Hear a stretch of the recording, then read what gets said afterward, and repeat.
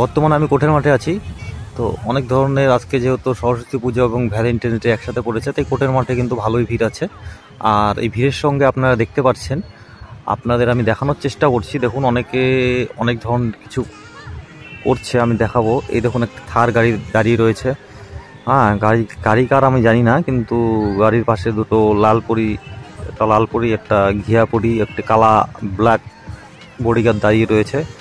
আরেকজন দেখুন বাইক নিয়ে যাচ্ছে, এগুলা কি ভিগিবিল্লি 9XM ভিগিবিল্লি গাড়ি। আর এদিকে আমি দেখানোর চেষ্টা করবো। প্যাড গ্রাউন্ডের মাঠে কিন্তু এই বছর কিন্তু ভালোই ভিড় হয়েছে। এটা কিন্তু অন্যান্যবার দেখা যায় না। সরস্বতী পুজোর দিন 2024-এ সরস্বতী পূজার দিন কিন্তু ভালোই ভিড় হয়। দেখুন আরেকটাকে দেখুন ফটো তুলছে, আরেকজন ধরে দুই জড়ি। আর এদিকে আরেকটা দেখুন, এই দেখুন পালসার বাইকের মধ্যে লাল পরি ফটো তোলাচ্ছে তার বডিগার্ডকে দিয়ে। আর এদিকে ভালোই ভিড় আছে, এদিকে দেখানোর চেষ্টা করবো। এদিকে দোকান টোকানও বসেছে, কিন্তু এইখানে অনেকজন বসে আড্ডা মারছে। আর কলেজেও এবছর কিন্তু আজকে ভালো ভিড় দেখলাম। এটাই আলিপুরদুয়ারের আজকের যে প্যাড গ্রাউন্ডের মাঠ আছে,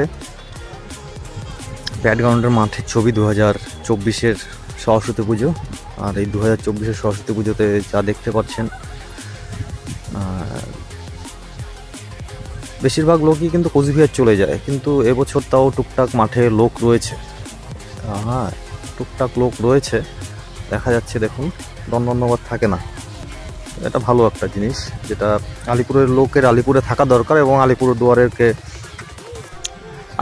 আলিপুরদুয়ারের লোকের কিন্তু ঘোরার জায়গা অনেক রয়েছে, কিন্তু কুচবিহারে যাওয়ার কোনো দরকারই পড়ে না। প্যাড গ্রাউন্ডের মাঠটা কিন্তু খুব সুন্দর মাঠ, এটাকে সরস্বতী পুজোর দিন কিন্তু সাজিয়ে তোলা যায়। এবং প্যাড গ্রাউন্ডের মাঠটা অনেক বড় রয়েছে, সেখানে সবাই আসতে পারে ঘোরার জন্য। কুচবিহার বা অন্য জায়গায় না যাওয়াটাই ভালো।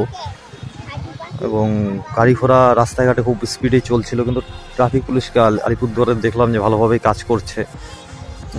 তো খুব সুন্দর, কিন্তু আলিপুরদুয়ারে প্যাড গ্রাউন্ডের মাঠ আরও সুন্দরভাবে সেজে উঠতে পারত। তো অনেক বডিগার্ড ঘোরাঘুরি করছে, সেটাই দেখালাম। অনেক দোকানপাটও আছে টুকটাক। একজন হয়তো রাগ করেছে, তার পিছনে ছবি তুলছে, দেখতেই পাচ্ছেন। এই সামনে দাঁড়িয়ে রয়েছে সাদা ড্রেস পরে। আর একটা কথা, মেয়েরা কিন্তু শাড়ি পরেছে সবাই, কিন্তু বেশিরভাগ মেয়েরাই দেখা যাচ্ছে বেশি লম্বা হয়নি, এগুলো খাটো মেয়েরা। উঁচা লম্বা মেয়ে দেখাই খুব মুশকিল, পাওয়া খুব মুশকিল। আর একদম কিছু কলেজের সাইডে মেয়েগুলোকে দেখলাম চিকনা পাতলা করে, একদম হ্যাংলা পাতলা। আর ছেলেগুলো তো বডিগার্ডের কাজ করছে আজকের দিনে। এই দেখুন আবার একটা ছেলেদের গ্যাং ঢুকেছে, বডিগার্ডের গ্যাং, বাইক নিয়ে, গাড়ি নিয়ে। ও ধুতি পাঞ্জাবি পরেছে নাকি, দেখতেই পাচ্ছেন। আর কোর্টের মাঠে কিন্তু প্রচণ্ড ধুলা, প্রচণ্ড ধুলা।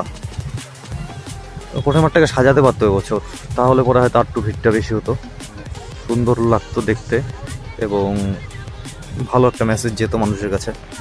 আমি আর যতটুকু পারলাম আমি তুলে ধরলাম, আপনাদের দেখালাম। এতটুকু ছিল।